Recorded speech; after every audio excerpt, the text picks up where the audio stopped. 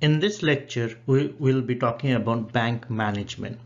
When we discuss bank management, we are not talking about management of the overall bank, but the management of bank's financial resources, or to be more precise, management of bank's balance sheet. And remember, we discussed balance sheet in last two lectures. The first issue that a bank manager faces is the liquidity management, which essentially means that acquisition of sufficiently liquid assets to meet the bank's obligation to the depositors. So basically, like, banks needs to have enough liquid cash to carry out their day-to-day transactions. And we all know one way they do it by maintaining reserves. And there are two kinds of reserves: excess reserves and required reserves. Required reserves are required by the Fed, it's mandatory, but the excess reserve is up to the bank how much they want to keep. And often the decision of the bank managers is to ensure that they have enough reserve to carry out the businesses, but at the same time they don't want to keep too much reserve because reserves don't earn higher returns.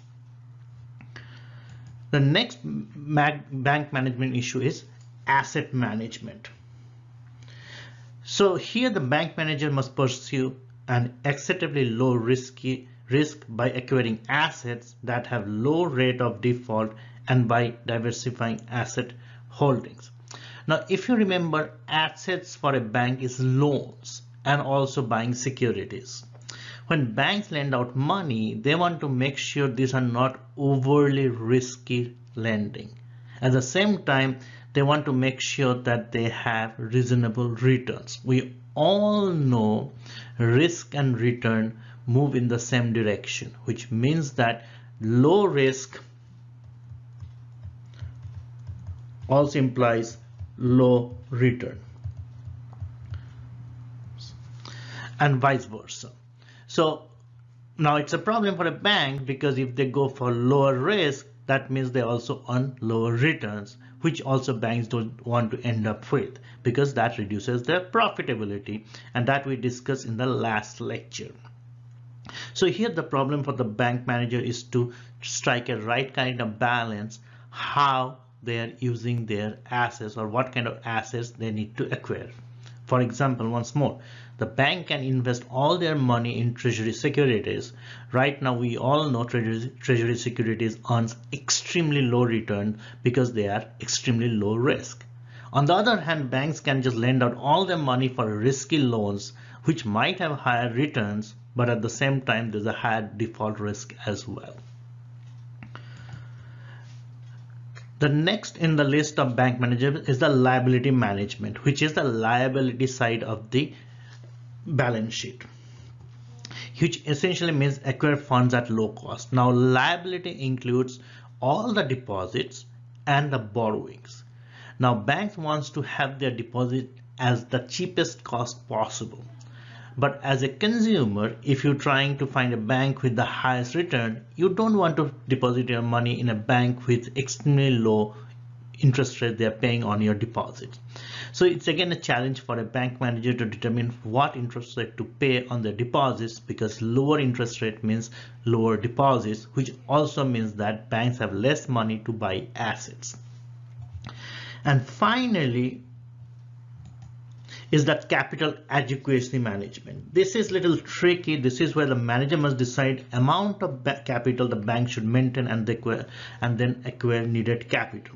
Now, what is capital? Remember, capital is on the liability side of a bank's balance sheet, which essentially basically shareholders portion of the bank. That means money to be raised by selling stocks. Now, here's a problem. Stockholders doesn't like to have very big bank capital, which essentially means that if the bank capital is very huge, that means profits or dividends needs to be divided among larger number of shareholders, which reduces the dividend payments, which shareholder doesn't like.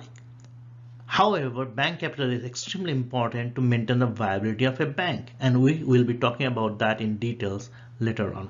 So first, let's start with liquidity management. What does it mean? Liquidity management often involves reserves. That's what it means, like how much reserves to have. So let's start with two scenarios, high reserve bank and low reserve bank. And we will be using a T account for these banks to understand what does it mean. So in this case, for the high reserve banks, both the liabilities has a deposit of $100 million and a bank capital of $10 million. Low reserve bank also has a deposit of $100 million and a bank capital of $10 million. However, if you look at the asset sides, the high reserve bank has a reserves of $220 million instead of $10 million for the low reserve bank. On the other hand, because high reserve bank keeping a high reserve, they only gave out only $80 million in loans instead of $90 million for the low reserve bank. And the securities are same for both the banks. So only difference is in the holdings of reserves and loans, where high reserve bank has higher reserves and lower loans. On the other hand, low reserve bank has lower reserves and higher loans. Now, obviously, low reserve bank keeping low reserves and higher loans increases their returns, because when they lend out that extra $10 million, they are earning higher returns from those loans compared to the high reserve banks. However, if bank has ample reserves, the deposit outflow does not necessitate changes in other parts of its balance sheet. Now, what does it mean, deposit outflow? What happens if tomorrow there was a huge outflow of deposit? That means if because of banking panic, let's say right now what's going on in terms of coronavirus and all those kind of stuff, if people start withdrawing too much money. Now, only cash that banks are holding is in terms of reserves. And if reserves are low, banks could be in a fix. So let's do an example on this. So let's say, suppose banks witness a $10 million withdrawals. So both the banks are experiencing a huge withdrawals, which is in the tune of $10 million. So first let's look into the balance sheet of a high reserve bank. So what does it mean? Which essentially means that the liabilities of the deposits has down by 10 million. So it was 100 million before, it came down to 90 million. Now how this high reserve bank paid? They paid it by reducing the reserves. Now their reserves is $10 million. It was $20 million. Now let's go to low reserve bank. Low reserve bank also saw a 10 million outflow. Now how did they pay? They paid reserves from the reserves $10 million. Now here's the problem. Now they have a reserves of 0, which violates the Fed mandate, because Fed needs to have at least a certain percentage of their deposits as reserves. So this low reserve bank now in a fix because they don't have enough reserves, which is satisfying the Fed regulations. So reserves are legal requirements and the shortfall must be eliminated. Now for the low reserve bank, it's a headache. They need to have those reserves back, and where do they get the money? Which is not a problem for a high reserve bank because they have already $10 million in here. And also, mind you, reserves are insurance against the costs associated with deposit outflows. Now let's say you are a manager in a low reserve bank. If you're a manager in low reserve bank, now you need to back up your reserves at least to the mandated level of what is required by the Fed. Now from where you get the money? So here are some of the ideas how banks fulfill their shortfall in reserves. One is they just borrow from other banks. That's the federal funds market.